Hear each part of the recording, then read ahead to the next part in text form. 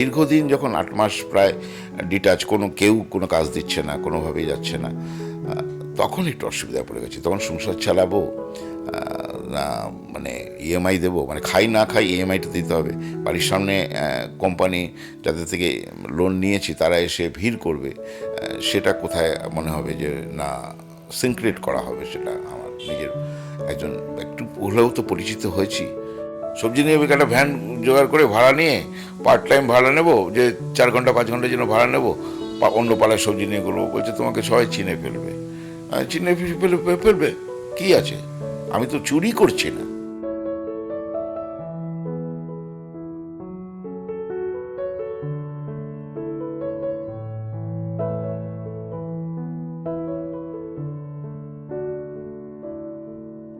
কেমন আছো?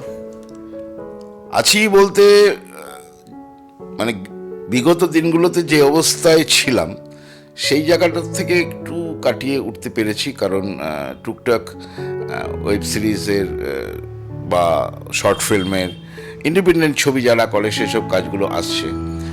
আর সিরিয়ালও যে করছি না তা নয়, করছি, কিন্তু টানা চরিত্র পাচ্ছি না যেগুলো জগদ্ধাত্রীতে করেছিলাম।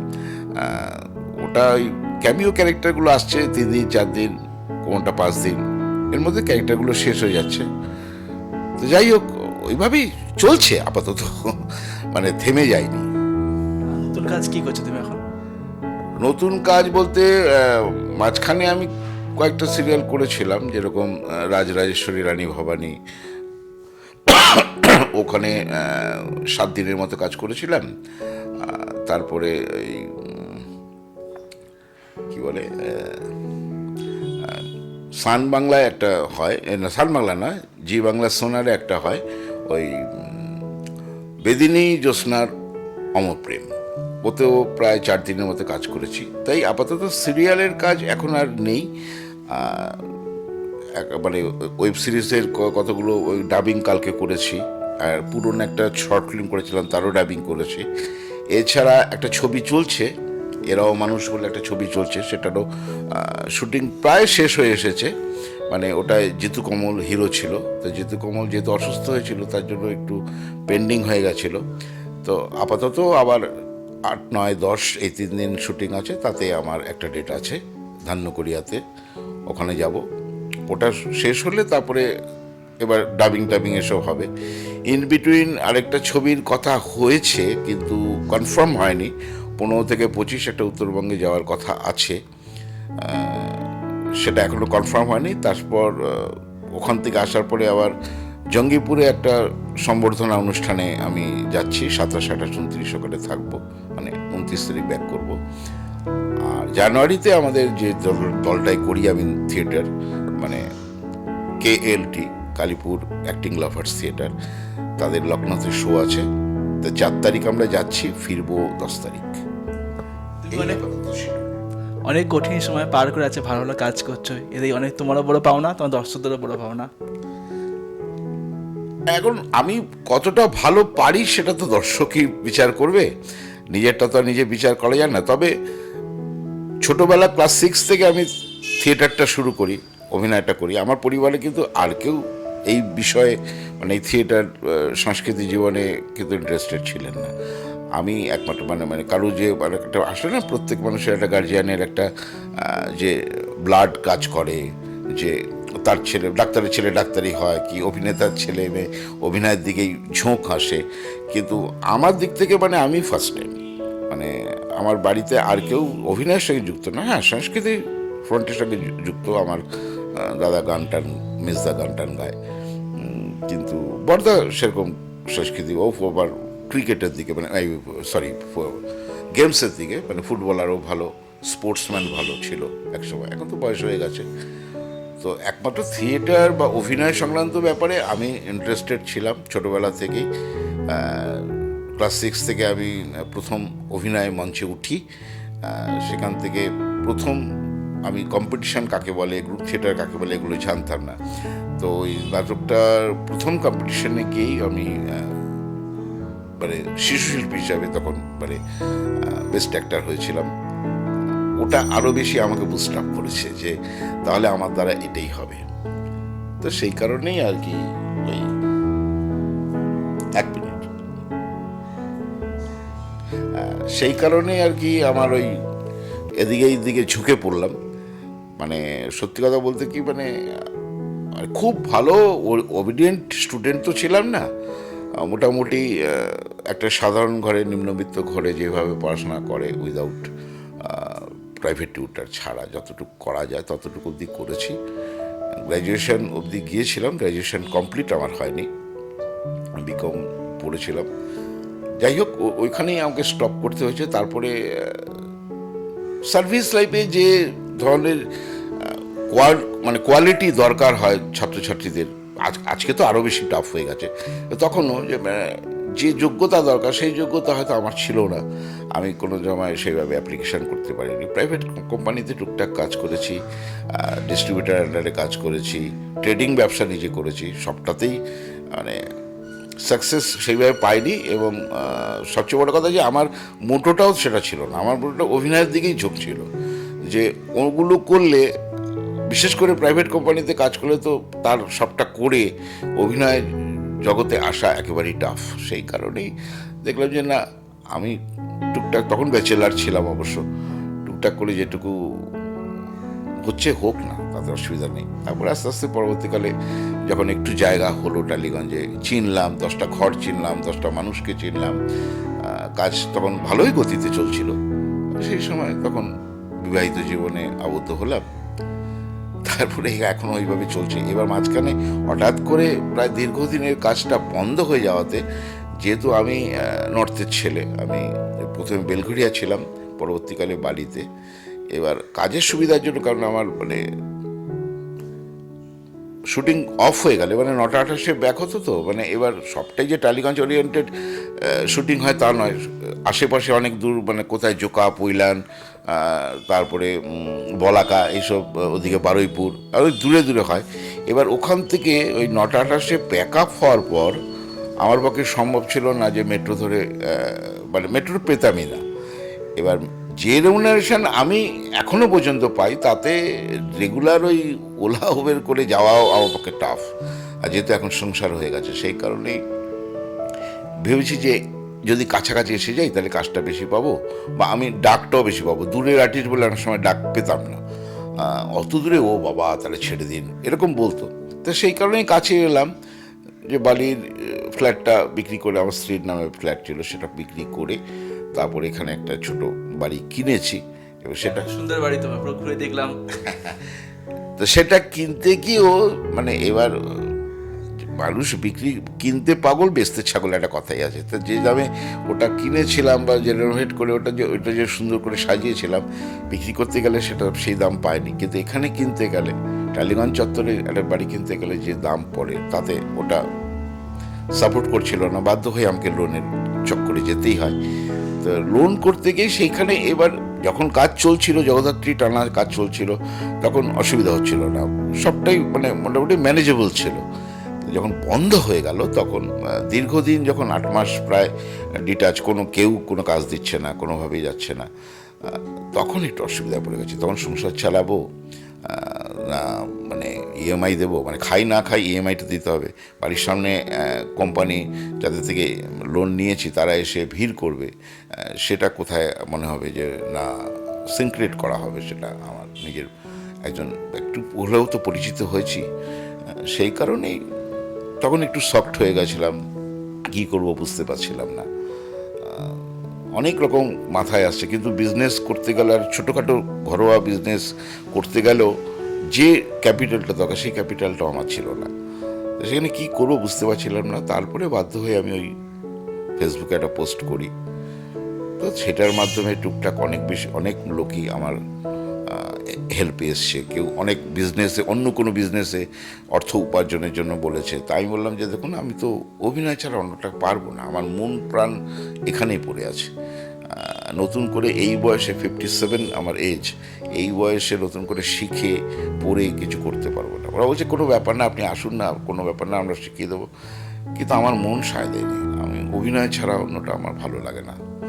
তা আলটিমেটলি তারপর দেখলাম যে ভগবান প্রসন্ন হলেন, টুকটাক কাজ পাচ্ছি। আমার বেশি চাহিদা নেই, আমার নুন ভাত ডাল ভাত জুটে গেলেই হলো। আমার ওই মাসে গিয়ে একটা বড় রেস্টুরেন্টে গিয়ে খাবো, বা বছরে দুটো, একটা শর্ট ট্যুর একটা বিগ ট্যুর করতেই হবে, ওরকম কোনো নেসেসারি নেই। এবং আমার ফ্যামিলিও ভীষণ অ্যাডজাস্টেবল। এইভাবে এখন আপাতত টুকটাক কাজের মাধ্যমে চলে যাচ্ছে। ব্লুজের কর্ণধার স্নেহাশিস বাবুর আমার অভিনয় ভালো লাগে। তারপরে উনি জগদ্ধাত্রীতে এরকম একটা চরিত্র আমাকে দেন, আমাকে ব্রিফ করেন, ব্রিফ করে আমাকে বলে যে চরিত্রটা এরকম। সেটা এতটা লেন্দি হবে আমি ভাবতে পারিনি, কারণ কেয়া পাতা নৌকো লাস্ট আমি বিগ কাজ করেছি, মানে টানা কাজ করেছি। তারপরে আরেকটা কাজও করেছি, চোখের তারা তুই বলে একটা, মানে ম্যাজিক মোমেন্টসের দুটো কাজই করেছি, কেয়া পাতা নৌকো আর চোখের তারা তুই। এগুলো লেন্দি ক্যারেক্টার ছিল, কিন্তু চোখের তারা তুইতে মানে আমি যে ক্যারেক্টারটা, সেটা হাইলাইটেড নয়, মানে রেগুলারিটি আছে কিন্তু হাইলাইটেড নয়। কিন্তু যেটা কেয়া পাতা নৌকোতে পুলিশ অফিসারে ছিল, আবার এখানেও একটা পুলিশ অফিসার জগদ্ধাত্রীতে, যেটা আমাকে মাইলেজ দিয়েছে। উনি আমাকে ভেবেছেন যে আমি এই চরিত্রটা করতে পারবো, এই স্বাধীনতা দিয়েছেন। আমিও চেষ্টা করেছি ওনার মতো করে, উনি যে ওনার যে ভাব, ওনার যে ধারণা, সেটা যেন ফলপ্রসূ হয়, চেষ্টা করেছি, সেটা সাকসেস হয়েছি। তারপর ষোলক শাড়িতে আমাকেও সে পুলিশেরই একটা চরিত্র পেয়েছিলাম আমি, কিন্তু সেটা স্টেবল নয়, কারণ এই সানের গল্পগুলো মূলত তো রিমেক হয়, সেই গল্প অনুযায়ী উনি হয়তো রাখতে পারেননি। তারপরেও অনেক দিন তারপরে নতুনত্ব ব্লুজের অনেকগুলোই কাজ হচ্ছে। তবে এই মুহূর্তে আমি এখনো ডাক পাইনি, টুডে টুমরো হয়তো পাবো, হয়তো আমার কোনো চরিত্র নেই। যখন তুমি কাজ পাচ্ছিলে না, যখন তোমায় যারা কল দিত, প্রোগ্রামার বা প্রোডাকশন ম্যানেজার, তার সাথে কন্ট্যাক্ট করেছিলে? হ্যাঁ, পরিচিত সকলের সাথেই আমি যোগাযোগ করেছি ব্যক্তিগতভাবে। পাইনি তা নয়, আমি ওই ফুলকিতে দুদিনের একটা চরিত্র করেছিলাম, হ্যাঁ জেল। তারপরে কোন গোপনে মন ভেসেছে, সেখানে প্রায় 4 দিনের একটা ক্যারেক্টার ছিল। এগুলো ছোটোখাটো, এগুলো পেয়েছি এসব প্রোগ্রামারদের সঙ্গে যোগাযোগ করি। কিন্তু আমি চিরকালই নর্থের ছেলে ছিলাম বলে, অনেক দূরে থাকতাম বলে, আমি শুটিং করতে আসতাম, শুটিং করতাম, বাড়ি। কোনো জায়গায় কোনো সময় মিটিং, সিটিং, ইটিং এসবের মধ্যে আমি নেই। শুটিং শেষ, স্ট্রেট বাড়ি। সেই কারণে আমার যোগাযোগটা হয়তো সেইভাবে হয়ে ওঠেনি, যে কারণে আমার যে মুষ্টিমেয় প্রোগ্রামার বা ম্যানেজার বা ইপি চেনা জানা আছে, তাদেরকে আমি সকলকেই বলেছি। এবার দুম করে আমি বললেই তারা চরিত্র তৈরি করে দেবে তাও তো নয়, সেই কারণে হয়তো করতে পারিনি। যখন সুযোগ হয়েছে তারা ডেকেছেন, সেই কাজগুলো করেছি। এবার তখন মনে হয় যে যেহেতু আমি এখন এই মুহূর্তে ক্যামিও ক্যারেক্টার করছি, অন্তত জগদ্ধাত্রী যখন করতাম মাসে অন্তত ন্যূনতম 12 থেকে 13খানা ডেট পেতাম, তাতে আমার সংসারটা ঠিকঠাক করে চলে যেত। যখন এটা তখন 3 দিন 4 দিনে হয়ে গেল, এবার এক মাসে যদি 12 দিন 15 দিনের কাজটা যদি এখন 3 দিন 4 দিন বা 5 দিন ম্যাক্সিমাম হয়, তাহলে তো সম্ভব না সারভাইভ করা। যে কারণেই বাধ্য হয়ে আমি তখন ফেসবুকে দিলাম, এই কারণে যে অনেকে আজকে ইন্ডিপেন্ডেন্ট ছবি করছে বা শর্ট ফিল্ম করছে, তাদের হয়তো কোনোভাবে আমাকে নেওয়ার ইচ্ছে আছে, কিন্তু আমার সঙ্গে যোগাযোগ করতে পারছে না। তা আমি ফেসবুকে যদি দিই, তাহলে তারা দেখবে এবং তখন হয়তো আমাকে মেসেজ করবে যে আপনি আপনার নাম্বারটা দিন, আমরা একটা কাজ করছি। এবং সত্যি সেইভাবে আমি কাজ পেয়েছি এবং আরও কিছু লোক আমাকে বলে রেখেছেন, তারা হয়তো এই মুহূর্তে তৈরি নয়, তা টুডে টুমরো তারাও হয়তো আমাকে ডাকবেন। রিসেন্টলি একজনের সাথে কথা বললাম, সে বললো, উনি বলেছিলেন স্ক্রিপ্টটা রেডি হলে আপনার সাথে কথা বললো। তো স্ক্রিপ্টটা রেডি হলে আমি বললাম যে দাদা আপনার খবর কি, কাজের খবর কি?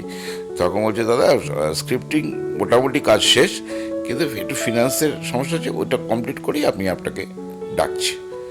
এরকম একটা নিজে এই মুহূর্তে তখন যখন বসেছিলাম একেবারে, তখন আমি নিজে একটা লেখা লিখেছিলাম, একটা গল্প লিখেছিলাম। সেটাও ওই ফেসবুকের মাধ্যমে একটি ছেলে এসেছে, হাওড়ার একটি ছেলে, প্রিন্স ওর নাম, ও এসে আমার গল্পটা শুনে বলছে আমি এটা ছবি করবো। আমি তো সেইভাবে লিখিনি। বলছেন না, তো খুব সুন্দর গল্প লিখেছ। তো যাই, সেই ছবিটাও হয়েছে, ওটার এখনো এডিট বাকি আছে, মানে এডিটটাও করছে, ডাবিংটা এখনও বাকি আছে। যদিও আমি কিন্তু অভিনয় করিনি, আমি ওখানে নেপথ্যে মানে একজন এক্স হাজব্যান্ড হিসাবে, মানে মৃত আমি, আমার ছবি আছে সেই গল্পটা হয়েছে। সেই গল্পটা টুডে টুমরো হয়তো কোনো না কোনো প্ল্যাটফর্মে আসবে। তো আমি তখন মনে হচ্ছিল যে বলছে, তখন ছেলেটিও বললো যে দাদা তুমি লেখো না। আমি বললাম দেখো আমার তো অত ভাবনা আসে না, হঠাৎ করে আমার এটা মানে ঘুমের মাধ্যমে অনেক সময় একটা স্টোরি ওর মাথায় আসে, তখন তো পরের দিন সেটা লিখে ফেলি। এবং যে লিখতে বলতে আমার একদিনেই হয়ে যায়। এবং সেটা ছোট গল্প, বড় গল্প, বৃহৎ আকারের গল্প তো আমি ভাবতে পারবো না, আমার সেই ব্রেন নেই, সেই তার জন্য অনেক বেশি জানতে হয়, পড়াশোনা করতে হয়, সেগুলো আমার নেই, তো আমি সেগুলো পারবো না। যাই হোক, সেই লেখাটাও হয়েছে, আমার ভালো লেগেছে যে আমার লেখা একটা কাজ তো হয়েছে, কোনো দিন না কোনো দিন তো বেরোবেই কোনো না কোনো প্ল্যাটফর্মে, সেটাও একটা প্রাপ্তি। এইভাবেই চলছে। আর তোমার এই পোস্ট দেখে কেউ কি অর্থ সাহায্যের জন্য কিছু বলেছে তোমাকে? হ্যাঁ, অর্থ সাহায্যের জন্য বলেছে, মানে দিল্লি এমসে কাজ করে একজন ডক্টর, তারপরে আরও কিছু মানুষ, তারা বলছে। আমি বললাম যে, এবং আমার বড়দা নিজে, আমার ভাগ্নে নিজে, ওরাও বলছে যে তুমি এর লিখো না, তোমার কি কত টাকা দরকার বলো। আমি বললাম দেখো, আমি দাদাকেও বলেছি, আমার ভাগ্নেকেও বলেছি, বা ওনাদেরও বলেছি যে দেখুন আপনি টাকা কত টাকা দেবেন আমাকে, কত টাকা দেবেন, ম্যাক্স টু ম্যাক্স আপনি হয়তো 10,000 টাকা আপনি দিচ্ছেন আমাকে। সবচেয়ে বড় কথা যে আপনি আমার এরকম বার্তা শুনে আপনি দুম করে কেন দেবেন, বা আমার 10,000 টাকাটা কিন্তু একদিন শেষ হয়ে যাবে, তখন আমি তো ফার্দার আমি আর আপনার কাছে কোনোদিন এই ব্যাপারে কিছু সাপোর্ট পাবো না। তো আমি চাইছি, আমি এটার উদ্দেশ্য, আমি যে অ্যাডটা করেছি তার উদ্দেশ্য একটাই, হাউস যারা এই অভিনয় সংক্রান্ত কাজ করেন, সে থিয়েটারও হতে পারে, থিয়েটারও প্রফেশনালি থিয়েটার প্রচুর মানুষ করছে, থিয়েটারও হতে পারে, সেরকম একটা সুযোগও পেয়েছি, আমি একটা থিয়েটার করছি প্রফেশনালি।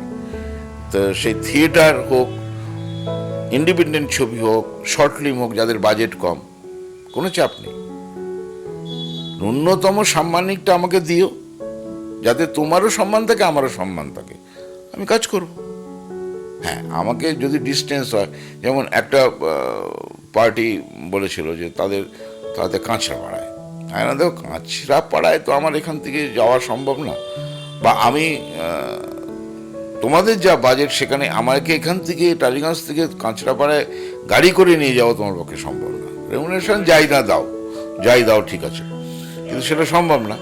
তো আমি তোমাদের জন্য সেই হেল্পটুকু করব, কিন্তু এমন কিছু সাম্মানিক দেবে না যাতে আমাকে না করতে হয়, আর তোমাদেরও মনে হবে যে না ওনাকে মিসইউজ করছি, মানে যেহেতু বিপদে পড়ে আছে এইসবে মিসইউজ করছি, সেটা যেন না হয়। সেই সম্মানটা বজায় রেখে যদি আমাকে কাজ দাও আমি করবো। তুমি কি একাই আর্নিং মেম্বার আপনার ফ্যামিলির মধ্যে?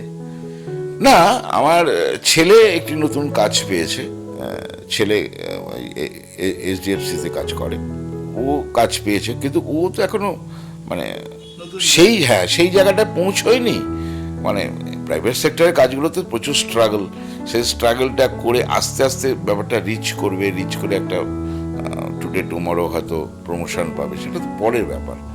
কিন্তু আমার এই মুহূর্তে যে সমস্যাটা, সেই সমস্যাটা সলভ করবো কি করে, কারণ আমি তো ও যে টাকাটা এই মুহূর্তে পায় তাতে দিয়ে ও তো বলছে ভাবিন আমি গ্যাসটা এনে দেবো, আমি লাইটের বিলটা দিয়ে দেবো, কিন্তু আমার যে EMI-টা দিতে হবে, আমি চালটাও যে দামে চাল খেতাম তার থেকে নিজেকে কন্ট্রোল করেছি, কারণ আমি ছোটোবেলার থেকেই খুব গ্রাসরুটের থেকে মানুষ, অনেক লড়াই করে সাধারণ ঘরের মানুষ, অতএব আমি সবটা মেনে নিতে পারি।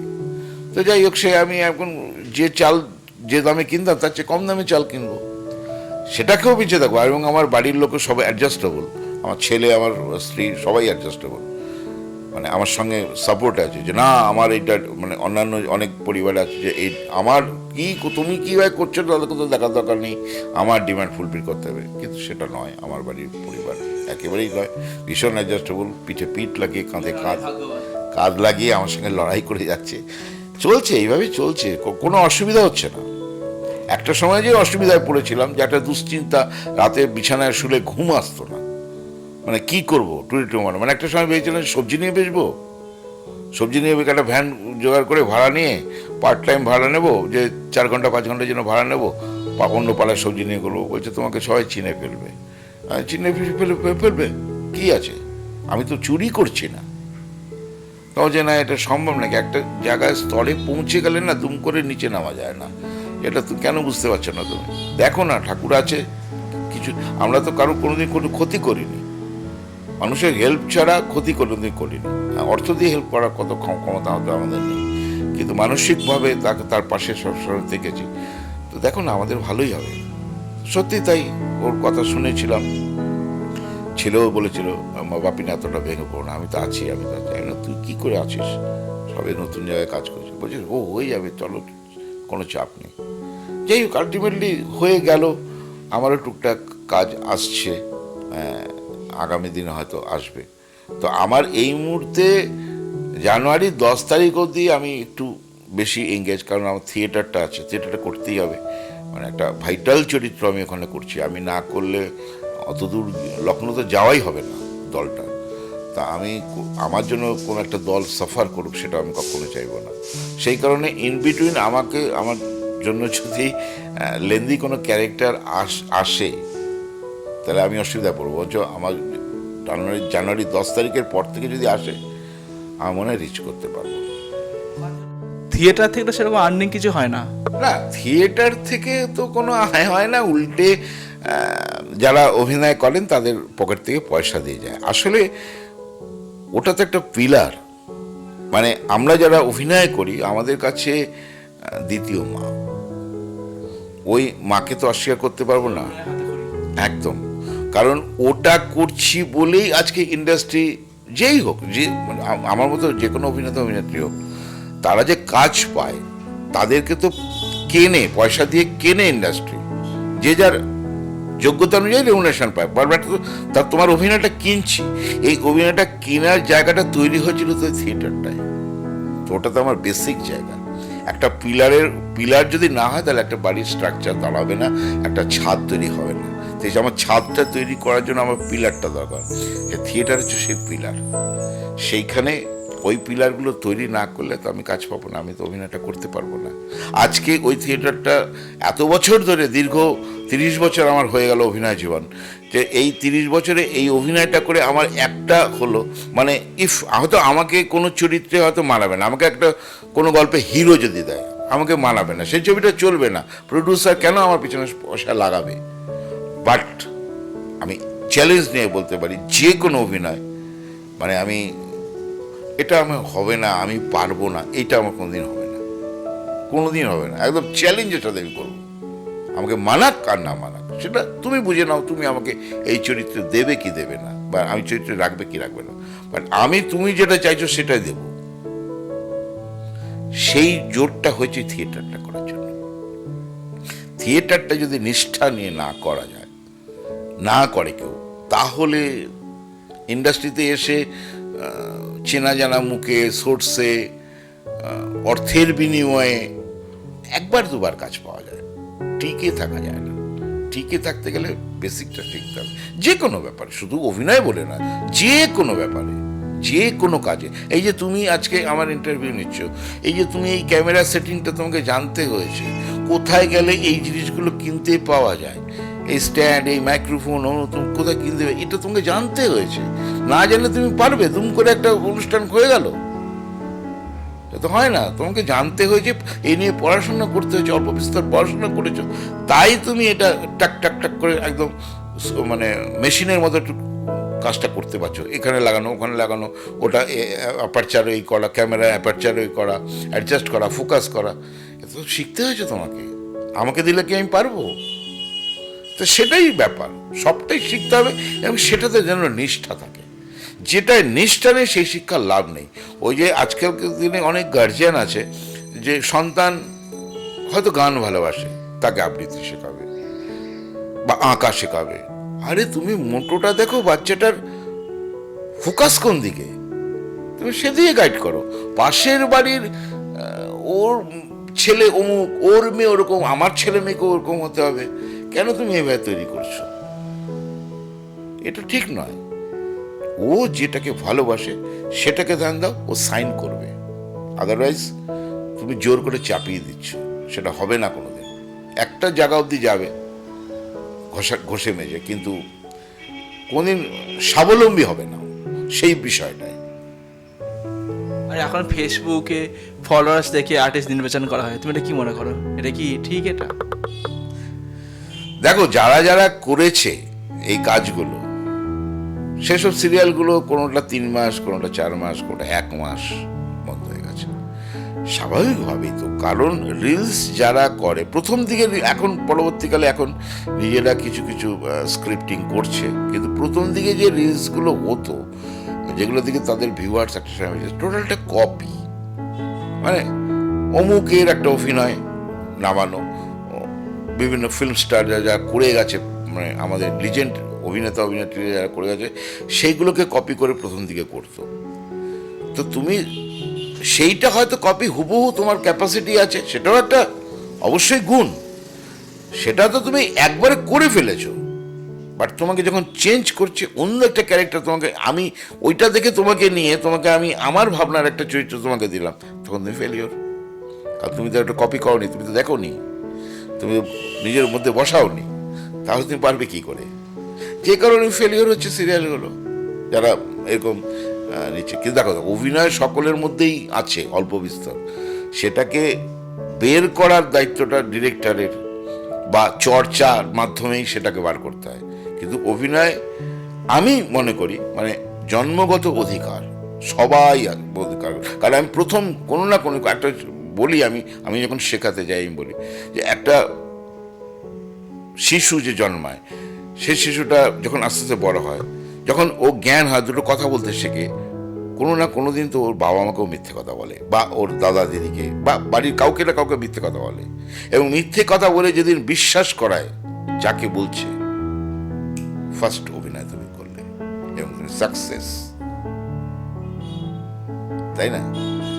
তুমি বিশ্বাস করালে তো যে কিরে পড়তে যাস না, যে তো তো দেখলাম যে ওখানে ঘুরছিস, না না স্যারের ওখান থেকেই তো বেরিয়েছিলাম, ওখানে ওই স্যার বললো আমার পেনের কালি ফুরিয়ে গেছিলো, একটা পেন কিনেছি, আর ওই তোমার খুব খিদে পেয়েছিল বলে একটু মুড়ি চানাচুর কিনতে এসেছিলাম, স্যারই পাঠিয়েছে। ও আচ্ছা। আমি সবাই মিলে আজকে আমার এক বান্ধবীর বাবা, আমার বন্ধুর জন্মদিন ছিল, তো কি করবো, ইনস্ট্যান্ট তো আমাদের কাছে সে কোনো টাকা পয়সা নেই, ওই জন্য আমরা মুড়ি চানাচুর খেয়েছি। বাড়ির লোক বিশ্বাস করে নিল। দ্যাটস প্রথম অ্যাক্টিং। অতএব ওটা সহজাত, ওটা সবার থাকে, সবার। কিন্তু যেটা অভিনয়ের মূল বিষয় হচ্ছে, সেটা হচ্ছে তোমাকে হয়ে উঠতে হবে। তুমি যেটা নও সেটা তোমাকে হয়ে উঠতে হবে, এটাই অভিনয়। মানে আমি একটা, তুমি মাতালের চরিত্র দিয়েছো, তুমি মদ খাওয়াইনি কোনোদিন, তুমি জানোই না তার স্বাদ কি, তার এফেক্ট কি, তুমি জানো না, তুমি দেখেছো বিভিন্ন সিনেমা টিনেমায়। এবার তোমাকে সেটা চর্চার মাধ্যমে আনতে হবে।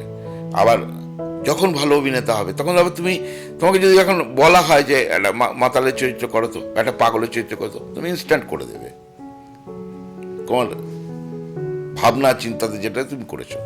কিন্তু তুমি কি জীবনে একটাই পাগল দেখেছো? তুমি কি জীবনে একটাই মাতাল দেখেছো? তো ভ্যারাইটি দেখেছো, তো তুমি অভিনয়ের মধ্যে সেই ভ্যারাইটি আনো। সেটা চর্চা ছাড়া হয় না, চর্চা করতে হয়। মানে তখন একটা আর্টিস্ট যখন ভালোভাবে পরিপূর্ণ হয়, তখন সে কোয়ারিস করে সে কি মদ খেয়েছে, লোয়ার গ্রেডের তার ইকোনমিক স্ট্যাটাস কি, সেই অনুযায়ী আমার অ্যাক্টিং হবে। আমার মানে কি মদ খেয়েছে, কত পেক খেয়েছে, তার অনুযায়ী তো নেশা চড়ে। 1 পেক খেয়ে একরকম নেশা হয়, 4 পেক খেয়ে আরেক রকম নেশা হয়। তো এই যে ডিফারেন্সটা, এগুলো তো জানতে হবে, শিখতে হবে, তা নাহলে তো হবে না। আর এই জানার জন্য কি খেতে হবে? তার রেপিস্টের একটা সিন করতে গেলে তোমাকে মানে সেই যে মহিলা থাকবে বা অভিনেত্রী থাকবে তাকে রেপ করতে হবে, তবে তুমি করতে পারবে না। ইমাজিনেশন যত তার ভালো, যার বাহ্যিকটার থেকে অবজারভেশন ভালো, সে তত ভালো অভিনেতা অভিনেত্রী হতে পারবে। মুভিতেও কাজ করেছো? হ্যাঁ, মুভিতে কাজ করেছি। বাংলা ছবি অনেকগুলোই করেছি। বড় বড় অভিনেতা অভিনেত্রীর সঙ্গে কাজ করার সুযোগ পেয়েছি। মনোজ মিত্র স্যার, তার সঙ্গে অভিনয় করেছি। মানে অনেকগুলো সিনেমার না, মানে এত ছোট ছোট চরিত্রগুলো করেছি, তো অনেকগুলো সিনেমার নাম এই মুহূর্তে মনে নেই, কিন্তু যেগুলো কমার্শিয়াল ফিল্ম সেগুলো যেরকম জিতের সাথে আমি গেম করেছি, তারপরে সোহমের সাথে আমি অমানুষ 2 করেছি। মানে সোহমের যখন ও বিট্টু নামে ছিল তখন ওর প্রথম সিরিয়াল হচ্ছে খেলাঘর, দূরদর্শনে হতো, ওর ডেবিট ছিল ওটা। তখন মানে ছোটবেলায় তো অনেক অভিনয় করেছে, কিন্তু বড় হয়ে একটা হিরোর রোল প্রথম ও খেলাঘর নামে একটা সিরিয়াল করেছিল দূরদর্শনে। তাতে আমি একটা জনি বলে একটা ক্যারেক্টার করেছিলাম। মানে আমি এমন একটা বয়সী, মানে আমার সঙ্গে বাচ্চাদেরও বন্ধুত্ব, আমার সঙ্গে বড়োদেরও বন্ধুত্ব, আমার সঙ্গে বুড়োদেরও বন্ধুত্ব, বা সমবয়সীদের সঙ্গে বন্ধুত্ব, এরকম একটা পার্সনের সঙ্গে কাজ করছি। পুরো বাঙাল ভাষা ছিল আমার। তো সেখান থেকে সোমের সাথে আমার দীর্ঘদিন কাজ করেছি। সোম আজও দেখা হলে যেখানে হোক, একটা রিসেন্টলি আমি আর বিয়ে বাড়িতে গেছি, সেখানেও আরে সুতন্দা মানে নামে চেনে। মানে আজকে ও সোহম হয়েছে বলে যে আমাকে ভুলে গেছে তা কিন্তু নয়। এইসব দিক থেকে মানে এইসব ছেলেগুলো ভালো। ও ব্যক্তিগত জীবনে এখন রাজনৈতিক জীবনের সঙ্গে রয়েছে, কার সাথে কি করছে দেখা দরকার নেই।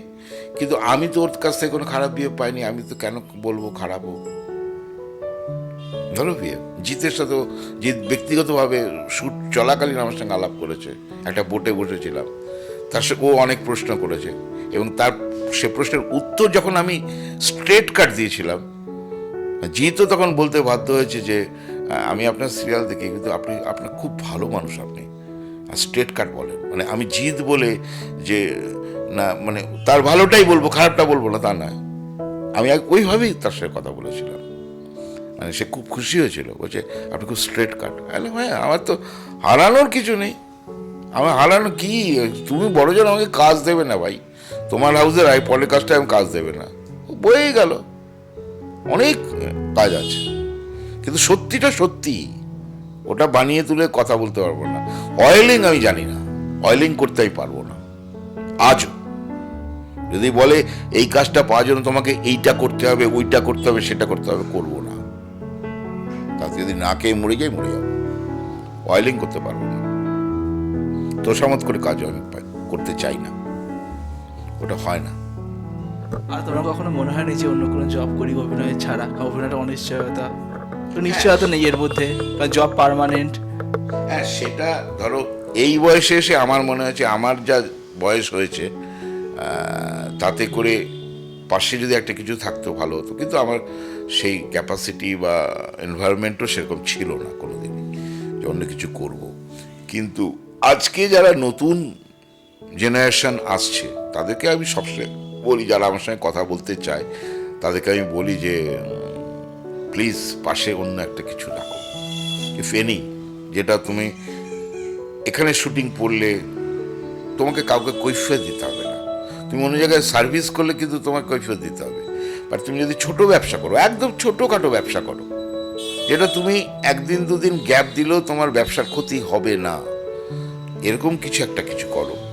বা অনেকে এই বিভিন্ন এখন এই কী বলে ইনভেস্টমেন্টের এজেন্সিরও কাজ করে, তাতেও কিন্তু একটা চাপ আছে, নির্দিষ্ট সময় অমুক দিন অমুক মিটিং আছে, গ্রুপ মিটিং আছে, অমুক তমুক যেতেই হবে। তখন কিন্তু তার শুটিং করলে সে কিন্তু যেতে পারবে না।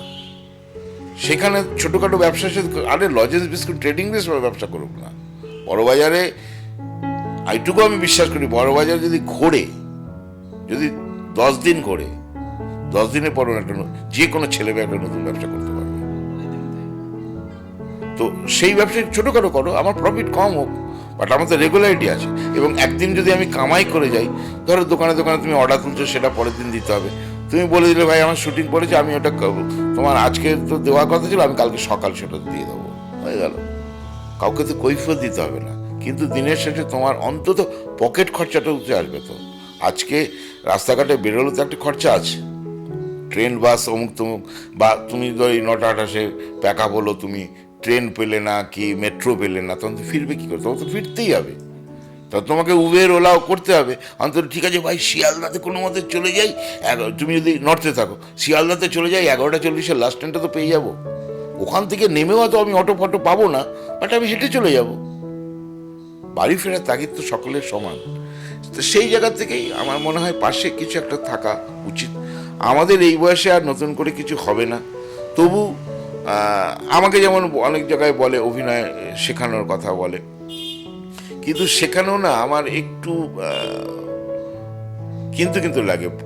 প্রথম কথা হচ্ছে যে প্রসেসিংয়ে একটা এই শেখাবো ওই শেখাবো সেই শেখাবো এসব মিথ্যের ভাষণ দেয়, এবং যারা শিখতে আসে তাদের কাছ থেকে গাদাগুচ্ছের টাকা নেয়, কিন্তু দিনের শেষে কিছুই তারা শেখায় না। বড় জোর তাদেরকে কারোর সোর্স থাকলে ইন্ডাস্ট্রিতে পরবর্তীকালে জুনিয়র আর্টিস্টের কাজ দেয়। লাভ কি? কেন ক্ষতি করছো? আজকে তুমি ভাবছো না যে যে বাচ্চাটা শিখতে আসছে সে হয়তো গ্রামগঞ্জ থেকে, যেহেতু এটা তোমার কি বলবো সিলভার স্ক্রিনের একটা লোভ মানুষের প্রচুর আছে, সেটাকে তুমি কাজে লাগাচ্ছ, কিন্তু তুমি জানো সেই তুমি যে টাকাটা চেয়েছো সেই টাকাটা চাইতে গিয়ে তাকে হয়তো গ্রামের একটা জমি বিক্রি করতে হয়েছে, তাকে অনেক কষ্ট করে এখানে মেসে ভাড়া করে থাকতে হচ্ছে, কারণ প্রতি সপ্তাহে হয়তো আসতে পারবে না বলে তাকে একটা মেসে একটা ঘর ভাড়া করে থাকতে হচ্ছে, তার সেখানে একটা খরচা। অথচ বাবা মারা তো সেরকম না, তারা তো চাষি, চাষ করে খায়। তো এই যে মানুষের ক্ষতি করা, এটা আমার একদম পছন্দ নয়। অভিনয় শিক্ষার নাম করে কিছু শ্রেণী কিছু মানুষ আছে মানুষকে ঠকাচ্ছে, এটা ঠিক না। প্রকৃত আমার কাছে অভিনয় শিখতে হলে প্রকৃত আসো, আমার একটা ন্যূনতম পারিশ্রমিক তো চাই, আমি যে খাটবো আমার পারিশ্রমিক তো চাই, সেইটুকু দাও। আমি তোমাকে কোনো বলবো না যে দিনের শেষে তোমাকে অমুক জায়গায় মানে 6 মাস পরে 6 মাসের কোর্স অমুক সব ফার্স কথাবার্তা। 6 মাসের কোর্স 6 মাস পরে তোমাকে অপরচুনিটি দেবো, ওই দেবো সেই দেবো, এগুলো সব মিথ্যে কথা। আমার কথা হচ্ছে আমি ওই অপরচুনিটির কথা বলবোই না। আমি যখন স্কুলে পড়ি বা একটা বাচ্চা যখন স্কুলে ভর্তি যায়, স্কুলের দিদিমণি বা মাস্টার শিক্ষক তারা কি বলে দেয় তোমাকে ডাক্তার করবো না ইঞ্জিনিয়ার করবো? তোমাকে শিক্ষা দেবো, তুমি কি হবে তুমি তো নিজে তৈরি করো। তো আমি তোমাকে অভিনয়টা শেখাবো, তুমি অভিনয় কোথায় করবে, কে কোথায় পাবে না পাবে সেটা তোমার ব্যাপার, তুমি অডিশন দাও। কিন্তু আমি এখান থেকে গার্জেনরাও বলে মানে এত সস্তা হয়ে গেছে, চারা গাছ লাগেই ফুল বা ফল চায়, কবে সুযোগ পাবে তাহলে আমার বাচ্চাটা, কবে ওই হবে? আরে সে জানেই না কিছু, আগে শিখুক। আর সে বই যেটা বললাম, শিক্ষকরা কি বলে যে ডাক্তার ইঞ্জিনিয়ার করবো আপনার ছেলেকে বা আপনার সন্তানকে? তুমি তোমার শিক্ষাগত যোগ্যতা দিয়ে তৈরি করবে তোমার জায়গা। তো আমিও তোমাকে অভিনয় দেবো, তুমি তৈরি করে নাও। আর ও শুধুমাত্র ওই ক্যামেরার মিডিয়ার কাজ করা বলেই কি অভিনেতা হওয়া? তাতে পাবলিক হওয়া যায়, তাড়াতাড়ি পরিচিত হওয়া যায়, কিন্তু তোমার থিয়েটার নেই, যাত্রা নেই, স্ট্রিট ড্রামা যারা করে সবটাই তো অভিনয়, সব রকম কত রকম মাধ্যম আছে, কিন্তু না, দুদিন করেই 3 দিনের দিন ক্যামেরা, সেই সুযোগটা এরাও নিয়ে নেয় যে লোভ আছে, ঠিক আছে একে এক্সপ্লয়েট করো। ঠিক নাই, পদ্ধতি ঠিক না। ওই জন্য আমাকে অনেকে বলে, আমি বললাম যে আমি শেখালে কিন্তু এইভাবে শেখাবো, আর আমি ওই থ্রু যে প্রসেসিংয়ে শেখায় বা সেলিব্রিটি এনে মুখ দেখিয়ে গাদাগুচ্ছের টাকা নিয়ে নেয়, হ্যাঁ গাদাগুচ্ছের টাকা নেওয়া, অথচ কিছু শেখাতে পারে না, বডিলি কিছু শেখাতে পারে না। আমি ফিজিক্যালি শেখাই, উঠে গিয়ে দেখো তার ত্রুটিটা, মানে অনেক সিনিয়র আমি দেখেছি, এরকম হয়তো বলা উচিত নয়, যে বলছে নাম করা সেলিব্রিটিকে নিয়ে গেছে সেই স্কুলটায়, তুমি এটা এই অভিনয়টা করো তো, একটা বিষয় দিয়ে দিল, হচ্ছে আরো ভালো করতে হবে, বুঝেছো, বসো, আরেকজনকে দাঁড় করে দিল, দেখা গেলো ওই 1.5 ঘন্টা ক্লাস করলো, দিনের শেষে 20 থেকে 25,000 টাকা নিয়ে চলে গেল।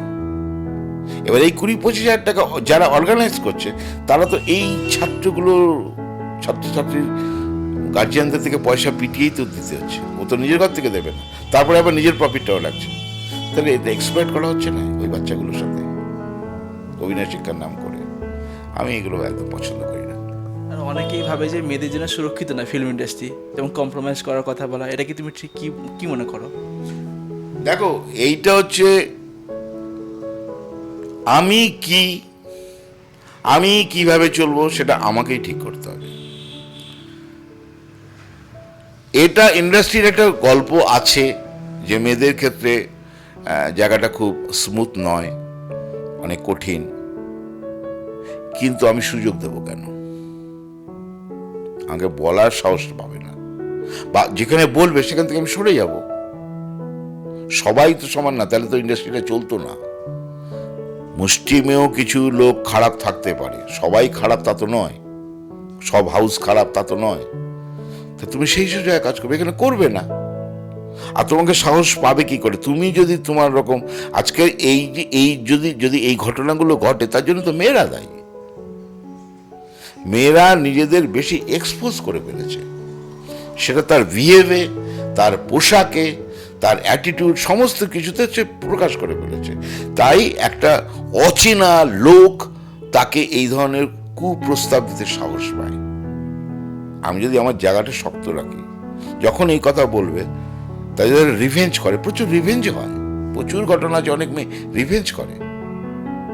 কি হবে? এই হাউসটায় বা এই ঘরটায় বা এই লোকটা আমাকে কাজ দেবে না, আর ঘর নেই, আর হাউস নেই, সেখানে যাব আমি। স্ট্রাগল আমাকে করতে হবে। আমি যদি মনে করি যে আমি অভিনেত্রী হব, আমাকে স্ট্রাগল করতে হবে, কিন্তু আমি আপোষ করব না এই মানসিকতা নিয়ে যদি এগোয়। কিন্তু তা তো নয়, মেয়েরা মেয়েদের জায়গাটা নষ্ট করেছে। আপনি শুধু আমাকে সুযোগ দিন, আপনি যা চান তাই দেব।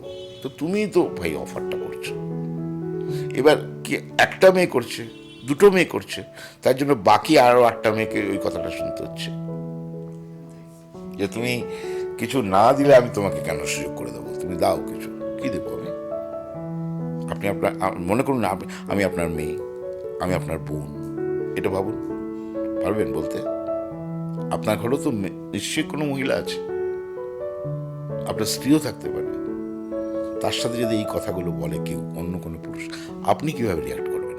আপনি আমাকে ভাবছেন কেন যে আমি একেবারে অগাধ জলে পড়ে গেছি? আমিও তো কোনো পরিবারের একটি মেয়ে বা স্ত্রী বা সহধর্মিণী বা যা ইফ এনি, আমিও তো কোনো পরিবারের। আমি তো এখানে কাজ করতে এসেছি, কাজ করব, কাজের বিনিময়ে অর্থ রোজগার করব। আমি এটাকে পেশা করতে চাই, কিন্তু আমি শরীর বিকিয়ে এখানে এক্সটাবলিশড হতে চাই না। তার জন্য তো অন্য জায়গা আছে। তাহলে আমাকে ইন্ডাস্ট্রিতে আসতে হবে কেন? আমি যদি মনে করি, একটা মহিলা যদি মনে করে, সে ঘরে বসেও সে এই ধরনের কুৎসিত কাজগুলো করতে পারে, কিন্তু সেটা করে না। সে তো ভালোভাবে এস্টাবলিশড হতে এসেছে, কেন করবে? এবার ওই তার জন্য কিছু মেয়েরাই দায়ী। আমি মেয়েদেরই দোষ বলবো, তারা নিজেদের বেশি এক্সপ্লয়েট করে ফেলেছে ইচ্ছাকৃত। মানে সেটা বিহেভে হোক, অ্যাটিটিউডই হোক, পোশাকে হোক, করে ফেলেছে। বা তাদের মানে মেলামেশা এমনভাবে করে একটু কাজ পাওয়ার জন্য। তারা অফার করে যে আপনি শুধু আমাকে একটু সুযোগ দিন, আমি মানে তারপর আপনি যা চাইবেন আমি তা দেবো। কেন এটা বলবে কেন? আজকে তোমার ওই একটি, দুটি, তিনটি, চারটি এরকম মেয়ের জন্য আজকে সমস্ত মেয়েকে এই প্রস্তাব শুনতে হয় কেন? মেয়েরা কি খেলনা নাকি? মেয়েরা ভোগ্যের বস্তু? তুই শুধু ভোগ করবো, শুধু ভোগ হবে তারা? আজকে যেখানে বিভিন্ন সেক্টরে মেয়েরা কোথায় রিচ করে গেছে, বাস চালায়, প্লেন চালায়, ম্যাটাডোর চালায়, কি চালাচ্ছে না? কোথায় পুরুষের সঙ্গে তাদের তফাৎটা কোথায়? তবু আবার মেয়েরাই মেয়েদের শত্রু। আবার এরকমও আছে যে জেনারেল সিট, যেহেতু পুরুষ বলে আলাদা কোনো সিট নেই, জেনারেল সিট একটা মহিলাও গিয়ে বসে হতে, তার লেডিস সিট ফাঁকা থাকতেও সে জেনারেল সিটে বসতে পারে, বসে পড়ে, কিন্তু তুমি কিছু বলতে পারবে না, যেহেতু জেনারেল সিট। ওয়ারাস আজকে কোনো মহিলা সিটের সামনে যদি একটা বৃদ্ধ পুরুষও যদি দাঁড়ায়, অসুস্থ বা কোনো মানুষ পুরুষ যদি দাঁড়ায়, মিনিমাম তার সঙ্গে কার্সি করে না, খুব রেয়ার কার্সি করে। কিন্তু একটা জেনারেল সিটের সামনে আমি বসে আছি কি তুমি বসে আছো, আমার সামনে যদি দেখি একটা মহিলা তার বাচ্চা কোলে নিয়ে এসেছে বা একটা মহিলা প্রেগনেন্ট, কোনো পুরুষ পারবে না নিজে বসে থেকে বা ঘুমের ভান করে যে ওই মহিলাকে জায়গা না দিয়ে, কোনো পারবে না। এখানে কোথায় একটা ছেলেদের সঙ্গে মেয়েদের ফারাক আছে? তো আমি বললাম মেয়েদের শক্ত হতে হবে। মেয়েরা যদি শক্ত হয় তাহলে কারোর ক্ষমতা নেই। আমি এক সময় ভাবি যে একটা অচেনা মহিলাকে একটা অচেনা পুরুষ কি করে ওরকম নোংরা প্রস্তাব দেয়? তার মানে তুমি কেমন কিছু সিমটম দেখিয়েছো তুমি তাকে, তাই তোমাকে বলে। আর সেটা বলতে গিয়ে একটা সাধারণ ভালো মেয়েকেও ওই প্রস্তাব শুনতে হয়। রিভেঞ্জ হয় নাকি? হয়, অবশ্যই রিভেঞ্জ হয়। অনেকেই ভাবে যে ফিল্ম ইন্ডাস্ট্রি মানে হচ্ছে রূপলি পর্দার জগৎ, এখানে যারা অভিনয় করে অনেক টাকা অনেক বাড়ি, এটা কি ঠিক? তোমার কি মনে হয় এটা? না না, এটা তো কোনো, যারা প্র্যাকটিক্যালি এই ইন্ডাস্ট্রিতে রয়েছে তারাই বলতে পারবে। এবার দূরের মানুষটা স্বাভাবিক, তার পক্ষে সম্ভব না। আজও যখন বিভিন্ন শিল্পীরা তাদের এলাকায় কোনো অনুষ্ঠানে যায়, তাকে দেখার জন্য ভিড় করে। সামান্য ফিতে কাটা কি মঞ্চে উঠে দু চার কথা বলার জন্য তাদের প্রচুর টাকা দেয়, বিশেষ করে মহিলাদের। এটা মহিলাদের ক্ষেত্রে বেশি, তারা বেশি এরকম ধরনের মঞ্চ করে, প্রচুর টাকা পায়। আর ওই টাকার লোভে তারাও একটার পর একটা কাজ করছে, কিন্তু আলটিমেটলি দিনের শেষে হয়তো দেখা যাবে করে গেল যে এ বাবা 10 মিনিটের জন্য এলো, 50,000 টাকা নিয়ে চলে গেল, কোনো একটা জায়গায় লাগে। কিন্তু আবার এদের ন্যায় কেন? ন্যায় হচ্ছে এই কারণে, ওই আর্টিস্টটাকে কেন্দ্র করে তারা চাঁদাটা তুললে তাদের যে অনুষ্ঠানটা, তা নাহলে সেটা কমপ্লিট করতে হবে না। এবার এটাকে আনবো, এবার ওনাকে আনবো, এবার তেনাকে আনবো, এইটা করে তাদের কাছ থেকে চাঁদাটা তুলতে পারে। তাদের অনুষ্ঠানটা একটু শ্রীবৃদ্ধি ঘটে, অনেক মানুষের সমাগম হয়, সেই কারণে হয়তো করে। কিন্তু আলটিমেটলি দিনের শেষে ইন্ডাস্ট্রিতে যারা কাজ করে, যেহেতু এখন প্রচুর কাজের অপশান এসেছে ঠিকই, এবং যেহেতু মানে চাকরি বাকরির খুব অভাব, মানুষ এই অভিনয় জগতে, সে থিয়েটার হোক, থিয়েটার তো পয়সা পাওয়া যায় না, কিন্তু এই জায়গায় এলেই ন্যূনতম একটা পয়সা পাওয়া যায়, সেই লোভে চলে আসে। কিন্তু সেখানে এই ইন্ডাস্ট্রির হাউস বলো, ম্যানেজার বলো, এই বলো, চ্যানেল বলো, যারা, তারাও কিন্তু আবার এক্সপ্লয়েট করে, জানে যে এ প্রয়োজন, এ করবেই। তার মানে ওর যে প্রাপ্যটুকু হওয়া উচিত, মানে অ্যাজ এ আর্টিস্ট হিসাবে, ইফ এনি, যে কেউ সে যোগ্যতা অনুযায়ী কি সে টাকা পায়? কখনোই পায় না। বরঞ্চ দেখা গেল যে আগে একটা সময় কাজ করে রাইস করে যে জায়গায় উঠেছিল, আস্তে আস্তে এখানে তো কেউ টাকা বাড়িয়ে দেয় না, নিজের টাকা নিজেকেই আস্তে একটু একটু করে বাড়াতে হয়, বাড়িয়ে বাড়িয়ে একটা জায়গায় পৌঁছয়। আজকে কাজ নেই, কি করবে? বলছে না না, এই টাকা দিতে পারবো না। উনি বলছে যে আপনি কত নেন? এত নিই। ও বাবা, এত আমাদের বাজেট নেই, ওই নেই, সবারই এক কথা বলে তাকে অনেক কম পয়সায় কাজ করানো হয়। এবার কম পয়সায় কাজ করানো হলো, যদি একটা সামান্য যে রাস্তাঘাটে রাজমিস্ত্রির লেবার আছে, সেই লেবার একটা কাজ করে দিনের শেষে 300 টাকা পায়। এবার একটা অভিনেতা 500 টাকা পাচ্ছে, ও বিরাট পাচ্ছি, তারপর সঙ্গে লাঞ্চ, ডিনার, অমুক তমুক যা থাকে সেগুলো পায়, টিফিন সব পায়। সে ভাবছে এটা ঠিক আছে, কিন্তু ব্যাপারটা হচ্ছে সে লেবারটা তো 300 টাকা করে যে পায়, সে তো 30 দিন কাজ পায়। কিন্তু ইন্ডাস্ট্রিতে যারা কাজ করতে আসে তারা 30 দিন কাজ পায় না, কেউ 4 দিন, কেউ 5 দিন, কেউ 3 দিন, কেউ 2 দিন, এই করে হয়তো দিনের শেষে দেখা গেলো, মাসের শেষে দেখা গেল যে সে হয়তো 15-12 দিন কাজ করেছে, তাহলে তার পুষিয়ে যাবে। কিন্তু এরকমও তো আর্টিস্ট আছে যাদের সারা মাসেই হয়তো 3 দিন কি 4 দিন কাজ হয়েছে। তাহলে 3 দিন 4 দিনের যে টাকাটা, সেটাও তো সঙ্গে সঙ্গে নয়। একটা জায়গায় সার্ভিস করলে তো মানে একটা নির্দিষ্ট টাইমে টাকা দেওয়া হয়।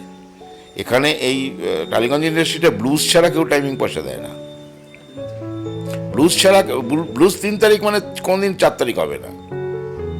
পৃথিবী উল্টে গেল, তারা 3 তারিখে পেমেন্ট করবে, কিন্তু অন্য কোনো হাউস তো করে না, 1.5 মাস বাদে পেমেন্ট করছে। তুমি কাজ করছো, এবার তোমার যা কাজটা করতে গেলে যা যাতায়াতের খরচা, সেই খরচাটা তুমি হয়তো তোমার নিজের টাকা নেই বলে তুমি এর থেকে 200 টাকা, ওর থেকে 500 টাকা ধার করেছো, টাকাটা পেলে দেবো, সেটা পাবে, তবে তার টাকা ধার করবে, শোধ করবে। তারপরে যেহেতু ওই 3 দিন কি 4 দিন কাজ হচ্ছে, তাদের সংসার চলবে কি করে? কিন্তু লোকে ভাবে ইন্ডাস্ট্রিতে কাজ করলেই তো সে অনেক কাজ, সেটা একসময় হয়তো ছিল, যেমন তারা গাড়ি কাঁচ ঢাকা গাড়িতে চলতো, কিন্তু এখন ট্রেনে, বাসে, রিক্সায়, অটোতে সব জায়গায় আর্টিস্টকে পাওয়া যায়, এত বেশি অ্যাভেলেবেল হয়ে গেছে। এবং অ্যাভেলেবেল হওয়াতে তাদের এই রেমুনারেশন ব্যাপারটাও অনেক অ্যাভেলেবেল। যে লোকটা 4,000 টাকা রোজগার করতে, তাকে বলছে 2,500 টাকা করবেন, তাহলে করতে পারেন, 3 দিন যাবে কাজটা। কিন্তু 3 দিন যাবে কাজটা, বলছে কে? প্রোগ্রামার কি লেখে?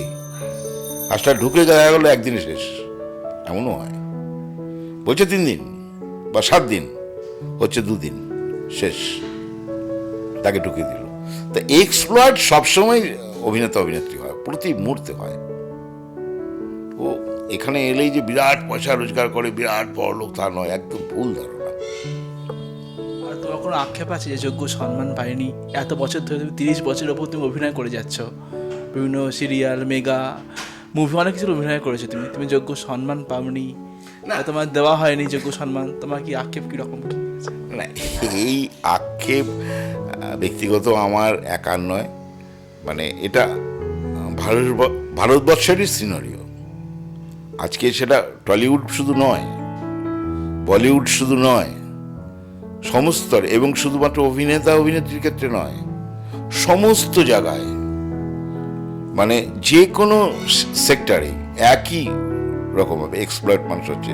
সে তার কোনো মানুষ তার যোগ্য সম্মান পায় না, কোনো জায়গায় নয়। আজকে ধরো আমি অভিনয় করছি, মানে থিয়েটার করি, আমি থিয়েটার একটা অর্গানাইজ করছি। আমি যখন দেখলাম এই টিমগুলো আসছে, টিমগুলোকে হয়তো বললো যে আমার দাদা, আমার বাজেট হচ্ছে আমার এই 5,000 টাকা, 5,000 টাকা না দিলে আমি শোটা করতে পারবো না, কারণ আমার প্রচুর খরচা, আমার কয়েকটা আর্টিস্টকে পেমেন্টও করতে হয়, ফিমেল আর্টিস্টকে পেমেন্টও করতে হয়। না দাদা, অত তো আমাদের বাজেট নেই। সে আমি এই কথাটা বলবো, অত তো বাজেট নেই, আপনাকে 3,000 টাকা দেবো, 3,000 টাকা আপনি করে দিন। ওইটা বলে 3,500 টাকা হলো, এই করে তাও হয়ে গেল। তার সামান্য ন্যূনতম টিফিনটুকু হয়তো একটু ভালো টিফিন দেওয়া যায়, কারণ অত দূর থেকে হয়তো একটা টিম কোথায়, কলকাতার টিম বর্ধমানে যাচ্ছে, বর্ধমানের টিম কলকাতায় আসছে, মেদিনীপুরের টিম বর্ধমানে, তার সারাদিন কখন বেরিয়েছে না বেরিয়েছে এই চিন্তাটা আমরা করি। তাদেরকে কি মানে ওই লুচি আর আলুর দম, কিংবা কিছু কিছু জায়গাতে বাবুজি কেক ধরিয়ে দেয়, বাবুজি কেক আর একটা কলা, ওই খেয়েই তো স্ট্রাগল করে অভিনয় করে। আর আগামী দিনে তোমার কীরকম কাজ করার ইচ্ছা আছে?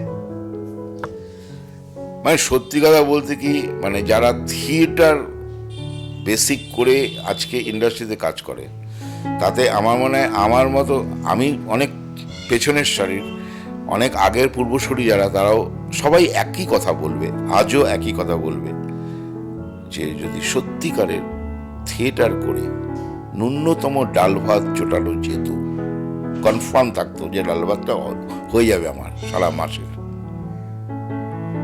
তাহলে ফিল্ম ইন্ডাস্ট্রিতে লোক আর্টিস্ট কম আসতো, থিয়েটারটাই করতো, কারণ থিয়েটারে অনেক বেশি প্রাণ আছে। আর নতুন যারা অভিনয় জীবন শুরু করছে, তুমি তাদের কি বলবে? তার তো প্রথমেই সেটা বলে দিলাম যে পাশে একটা কিছু রেখে এগো, নাহলে ভুল করবে। আমাদের মানে দুনিয়া ক্রমশ যেরকম এগোচ্ছে, তেমনি কোথাও পিছোচ্ছে, পাবলিক পিছোচ্ছে, মানুষ ইঁদুর হয়ে গেছে আজকাল, তো ইঁদুরে গিনিপিকে পরিণত হয়েছে। তো তোমাকে তো স্টেবল, তোমাকে বেঁচে থাকতে হবে। তো বেঁচে থাকার জন্য তোমার ন্যূনতম খাদ্য চাই, বস্ত্র চাই, একটা জায়গা বাসস্থান চাই। এই তিনটিকে জোগাড় করার জন্য পাশে কিছু একটা করো, তারপরে অভিনয়টা করো। তুমি জাস্ট লাইক এ এন্টারটেন হিসাবে ধরো এটাকে। প্রপারলি তুমি এটাকে পেশা করে যদি আসো, মূর্খামি করবে, একটা সময় ফার্স্ট্রেটেড হয়ে যাবে। জীবনে কোনোদিন যারা অল্প বয়সী ছেলে মেয়ে, তারা কোনোদিন বিয়ের চিন্তা করতে পারবে না, সংসার করার চিন্তা করতে পারবে না, কোনোদিন করতে পারবে না, যদি এইভাবে মানে একটা শুধুমাত্র অভিনয়কে বেস করে আসে। যারা ব্যাক অফ ক্যামেরা কাজ করে, তারা পরপর কাজ পেতেই থাকে। তো তোমরা অন ক্যামেরা কাজ করো, তো তোমার কোনো কাজ আছে, কোনো কাজ নেই, এটা হয় তো কি? না না না, এই লড়াইটা কিন্তু শুধুমাত্র অভিনেতা অভিনেত্রীর নয়, এই লড়াইটা কিন্তু টেকনিশিয়ানদের, কোনো নিশ্চয়তা নেই। এবং ডিরেক্টরও কিন্তু টেকনিশিয়ানের মধ্যেই পড়ে, ডিরেক্টর, অ্যাসিস্ট্যান্ট ডিরেক্টর, আবার DOP, camera caretaker, trolley setting, light, arts, department, সমস্ত যে ডিপার্টমেন্টগুলো আছে, ইভিন মানে ন্যূনতম যে স্পট বয় যে তোমাকে চাটা দেয়, আমাদের চা ফা দেয়, প্রত্যেকের এদেরও লড়াই আছে।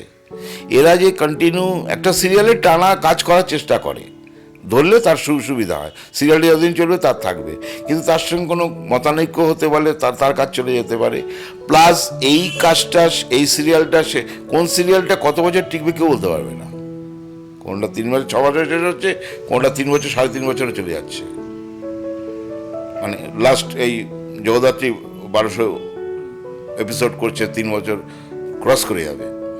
তো সব সিরিয়াল তো এরকম হয় না, কোনো 6 মাসে বন্ধ হয়ে যায়। তাহলে সে 6 মাস পরে যে সেইখানে যে যতগুলো টেকনিশিয়ান স্টাফ আছে তারা যে পরেরটায় কাজ পাবেই কোনো সিওরিটি নেই, কোনো সিওরিটি নেই।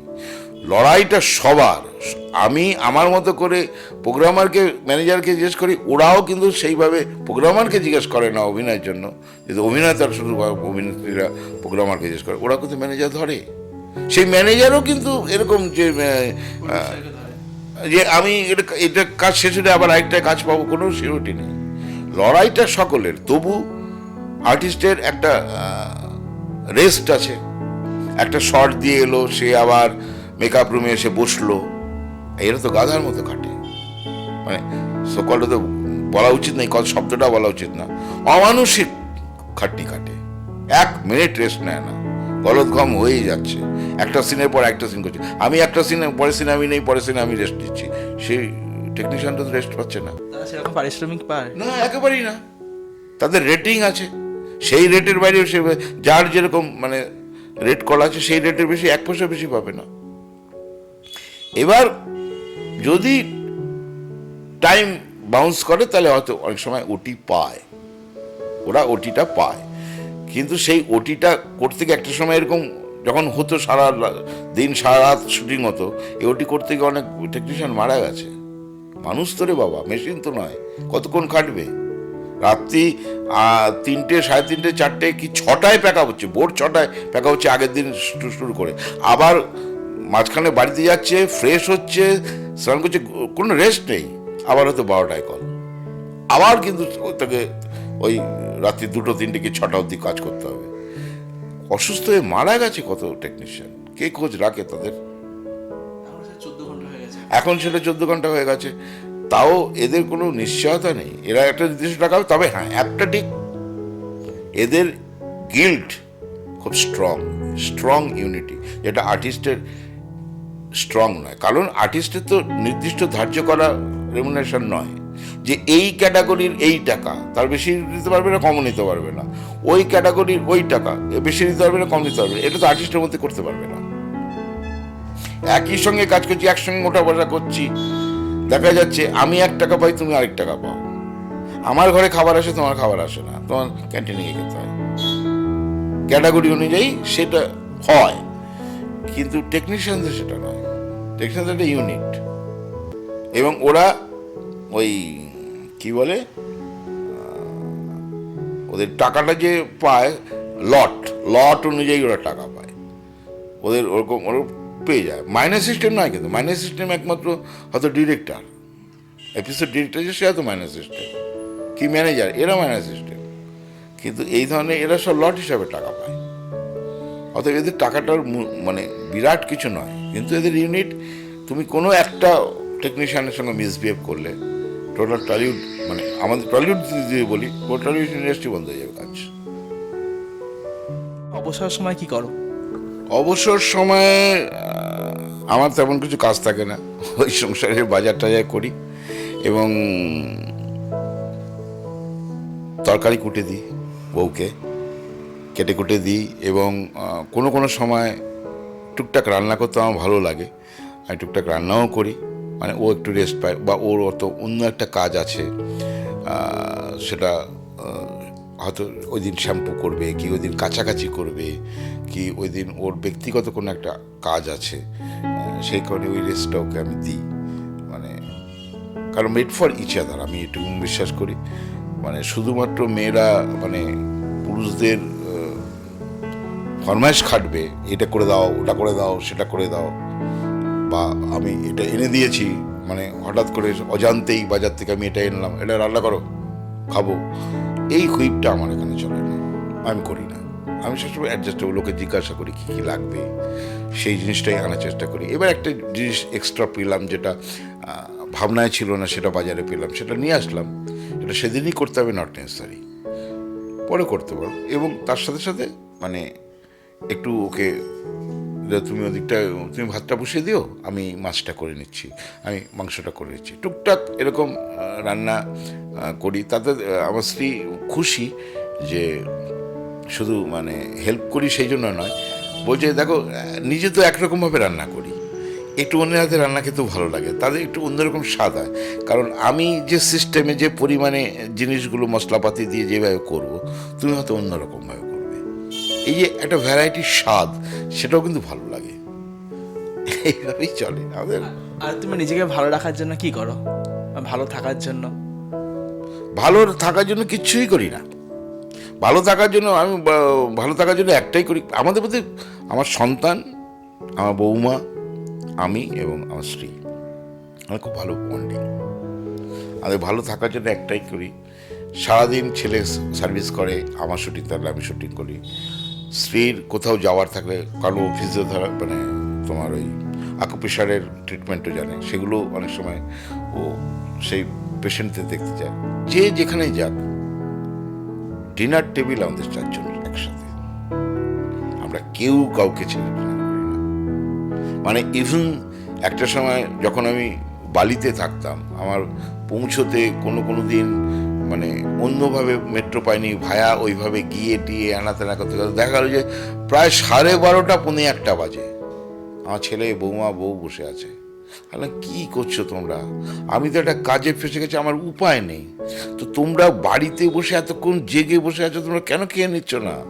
তো ও সার্ভিস থেকে এসছে, হয়তো সন্ধেবেলায় ভালো টিফিন করেনি, বা তোমরা তো করোই না, বাড়ির মেয়েরা তো টিফিন করতেই চাও না, পুরুষ মানুষ না থাকলে টিফিনের কোনো ব্যবস্থা নেই, কেন এইভাবে করছো? এটাতে তো তোমাদের স্টমাক ক্ষতি হয়ে যাচ্ছে, করো না। বলছে না, ওটা হবে না।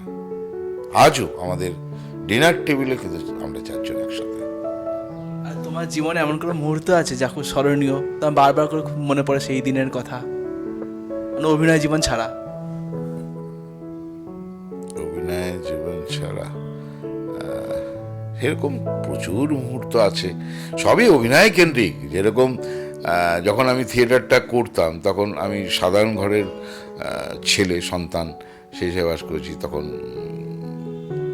অভিনয় করতে গিয়ে আমাকে যখন একটা সময় মনে হচ্ছে দুটো পয়সা রোজগার করি, তখন ওই বিভিন্ন ডিস্ট্রিবিউটার আন্ডারে কাজ করতাম, তখন থিয়েটারটা চূড়ান্তভাবে চলতো। সেটা তখন মানে দেখা গেল যে ওয়ান অ্যাক্ট ড্রামা করতাম বেশি, মফস্বলের দল ছিল আমাদের, তো সেই দলের শো হয়তো মেদিনীপুরের শো। এবার ওরা সব 2-2:30টার সময় বেরোবে, কারণ ওখানে গিয়ে হয়তো সেকেন্ড শো বা থার্ড শো করতে হবে, যেতেও তো অনেকটা সময় লাগে, অনেক অ্যাডভান্স বেরোতাম, 2-2:30টায় বেরোতাম। কিন্তু আমি যে ডিস্ট্রিবিউটার আন্ডারে কাজ করতাম, আমি যে অর্ডার তুলতাম, সাপ্লাই করতাম, এবং তার টোটাল হিসেবটা আমাকে কিন্তু 2টোর মধ্যে কমপ্লিট করে আসতে হতো। সেখানে ভুল হলে কিন্তু আমার যে পয়সা কম হচ্ছে, কোথায় গেল, তাহলে খরচা করলাম না তো কী হলো, কোথায় ভুল হয়েছে, কোথায় বিল লিখতে ভুল করেছি, এগুলো টোটালটা মিলিয়ে আমাকে আসতে হতো। মিলিয়ে এসে এবার সাইকেল করে আমি ডিস্ট্রিবিউটার আন্ডারে কাজ করতাম, সাইকেল করে ডেলিভারি দিতাম, অর্ডার তুলতাম। এবার দেখা গেলো যে দোকানে এত আড্ডা ফাড্ডা মারি, একটা চায়ের দোকানে, সেই দোকানেই মানে সাইকেল রাখলাম। আমি কিন্তু আর বাড়ি গেলাম না, কারণ আমি জানি আজকে শো আছে। আমি সকালবেলায় কিন্তু ওই স্নান করে আমার নির্দিষ্ট কস্টিউমটা নিয়ে ওই চায়ের দোকানটায় রেখে গেছি। এবার আমি কাজ করে এসে সাইকেলটা আবার ওখানে গ্যারেজ করে বাকি টিমের অন্যান্য ছেলেমেয়েরা সব ওখানে দোকানের সামনে এসে গেল, ওখান থেকে ট্রেন ধরে চলে গেলাম। খাওয়াই হলো না আমার দুপুরে। এবার যখন ওরা হয়তো টুকটাক, সবাই ওরকম আমার মতো নয়, বাড়ি থেকে খেয়ে এসেছে, তারা যখন হয়তো মেদিনীপুরে যে জায়গাটা ট্রেনে নামলাম, এবার ওখান থেকে হয়তো ভ্যানে করে কি টোটো তখন ছিল না, অটো করে হয়তো সেই স্পটে যেতে হবে, বা বাসে করে যেতে হবে, আরও 3-4 কিলোমিটার দূরে যেতে হবে। তখন হয়তো ওরা বলছে তুই চা খেয়ে নি, অনেকক্ষণ বেরিয়েছি, সেই আড়াইটার সময় বেরোলে তার মানে তারাও 12টা 12:30 সময় ভাত খেয়েছে। তো ভাত খেয়ে এরকম তারা যখন ওই সময় চা খেতে যাবে, তখন আমি বললাম আমাকে একটা পাউরুটি দিস। বলছে এখন পাউরুটি খাবে? আরে হ্যাঁ, আমি তো খাইনি রাতে। একটা পাউরুটি দিস, পাউরুটি চা খেলাম, নাটক করলাম। নাটকে ওখানে কোনো কম্প্রোমাইজ নেই, সেটা খাই কি না খাই, এভাবেই চলেছে। এই ইন্ডাস্ট্রিতে তোমার কোনো ভালো বন্ধু আছে? দেখো, স্কুল লাইফের বন্ধুত্ব না মৃত্যু অবধি থেকে যাবে যদি একই জায়গায় স্টে করো। কলেজ লাইফে বন্ধু হয় না, সাময়িক। ইন্ডাস্ট্রিতে বন্ধু হয় না, বন্ধুর মতো হয়, বন্ধু হয় না। আজকে আমি ধরো তুমি অভিনেতা, তোমার খুব খারাপ সময় যাচ্ছে, আমারটা দিয়ে বলছি, একটা বন্ধু আমাকে হয়তো খোঁজ দিতে পারে, তুমি ওখানে খোঁজ নাও, 2-3টে প্রোগ্রামের নাম্বার দিতে পারে, তাও 2-1জন খুব ক্লোজ নাও। কিন্তু ও তোমার হয়ে বলবে না, বা আমিও কারো হয়ে বলবো না, ও বসে আছে, ওকে একটা কাজ দাও না, এটা কেউ বলবে না। নাম্বার শেয়ার করতে পারে, তুমি করে নাও। তাও সেটাও খুব রেয়ার, অন্তত 100-তে 1জন কি 2জন।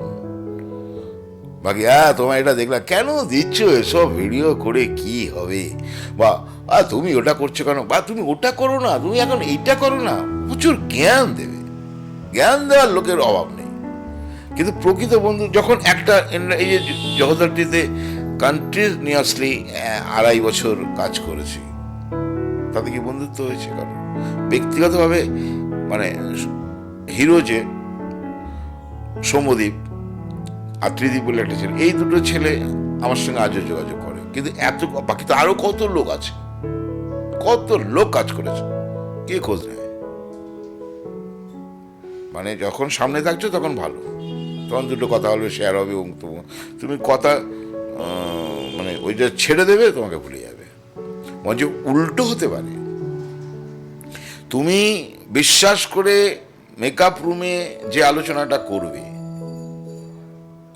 বিশ্বাস করে বন্ধু ভেবে, সেই বন্ধুটাই ওই হাউসে গিয়ে তোমার একটা কোনো কথাকে রং চড়িয়ে, মানে কাঁচা চালকে খিচুড়ি বানিয়ে ছেড়ে তোমার জায়গাটা নষ্ট করে দিতে পারে। এটা হচ্ছে ইন্ডাস্ট্রি। তোমার সঙ্গে অনেক গল্প হলো, অনেক আড্ডা হলো, এবার শেষ করতে অনুষ্ঠান। তো অনেক ধন্যবাদ তোমাকে আজকে আমাদের সঙ্গে থাকার জন্য, ব্রাইট টাইমের সঙ্গে থাকার জন্য। আমি এর আগে প্রচুর এরকম ডিজিটাল নিউজ এর চ্যানেল এসেছিল, তুমি অনেক শেষে, এই রাইট টাইম অনেক শেষে এসেছো, অনেক, তুমিও নর্থের ছেলে, আমিও কোনো সময় নর্থে ছিলাম, এসেছো। এরকম আমার মতো ক্রাইসিস অনেকেরই আছে, সেই ক্রাইসিসগুলো তোমরা যেরকম তুলছো, আবার কারোর যেরকম কোনো একটা ব্যাপারে অপরচুনিটি পেয়েছে, একটা সাকসেস পেয়েছে, সেগুলোও তোমরা নিশ্চয়ই কভার করো। তা আশা করব যে তোমাদের এই ব্রাইট টাইম একটা ভালো জায়গায় যাক, মানে শুধুমাত্র মিথ্যে নিউজ প্রচার করে যেন হাইলাইট কোনোদিন না হতে হয়। সত্যিকারের মানুষের পিছনে থেকে তাদের ভালোবাসা অর্জন করো, এটা চাইবো, এবং ক্রমশ শ্রীবৃদ্ধি ঘটুক ব্রাইট টাইমের, এই আশা করব। অনেক ধন্যবাদ।